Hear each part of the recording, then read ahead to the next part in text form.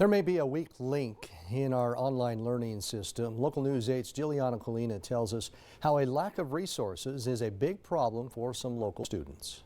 The computers seem to be okay. People are finding the computers and that, but they're struggling with the internet, the ability to access to the internet.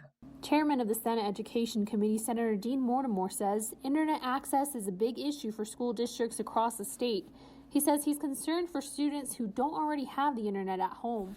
If you're talking about from a state standpoint, which I work with the state budget and the education budget, is that there's not necessarily, has not been, or is not currently available money to provide students with internet access in their homes. Now, a group called Idaho Business for Education has teamed up with school districts across the state to help find money for mobile hotspots so all students can learn remotely. We're talking of literally thousands of devices here, not just one or two. And if you do the math, that's a lot of money that these school districts would have to front. Chairman of our local IU chapter, Aaron Johnson, says each hotspot ranges from $75 to up to $250. He goes on to say many internet providers are helping, but the high demand and regulations are tricky things to tackle. Time is also a critical factor for students.